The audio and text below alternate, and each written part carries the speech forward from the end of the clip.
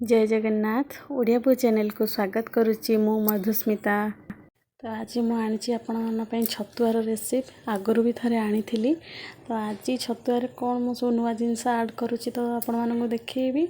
तो थे देखु। तो ये चूड़ा तो भाजी नहीं आउट तो आपको देखी चाउल और गहम को भलसे धोई नहीं कि जूस छणारे छाण दूसरी कारण पानीटा भलसे बाहर जीव सुखीज टे आ देखते ये ओट्स भाजुची ओट्स पर सागु भाजुची तो सागु टे जस्ट भाजी जमी फुटिला टे हम तो काढ़ी बेसी कड़ाकि भाजबेनि। देखो सागु भाजी सारापर तो आपको कही ना जो फॉक्सटेल आनी कि आड कर छतुआरे तो एबे आड करी तो आपको देखी फॉक्सटेलटा भाजी आउ कौन आनी बुट तो सोला बुट तो मार्केट रे मिलूँ आप जानते हैं मुझे मार्केट बुट आने खाली चोपाटा छड़े दिए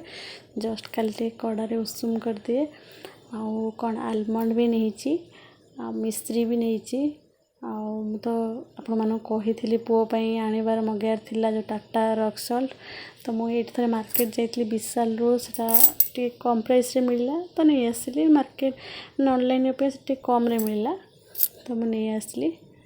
तो देखो ये फॉक्सटेलटा देखा तो या सुओ बा कोदू भी किए कहती गाँ मानक तो यहाँ भी बेसी मिलूनी कि मार्केट रे ऑनलाइन अवेलेबल रोचे आपने चाहिए ऑनलाइन भी मगे पारे। तो देखो ये भी सेम सागु टे भाजिले फुटुला ना ये भी सेमती फुटब तापर भी कड़ा भाजबे बस काढ़ीदेवे।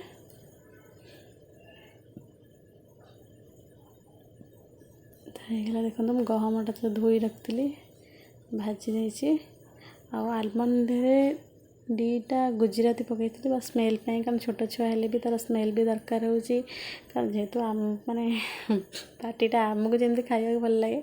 छोट पिला भी तो सेम दरकार आ चाउलटा भी देखु। तो आजिकल जानते तो चाउल पोक लगुच सब पाउडर मिसुँच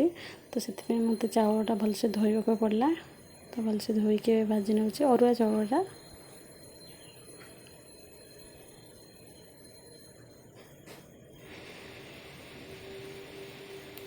देखो ये सब भजा हो गहम चूड़ा चाउल सागु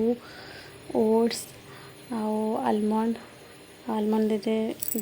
गुजराती पड़े अल्प किसी मिश्री नहीं तो यार मेजरमेंट हिसाब से जी मिश्री दरकार से नहीं छतुआटा मु 15-20 दिन पे करे बेसी दिन तो रखनी कारण जब मिश्री और लुण टे पकाए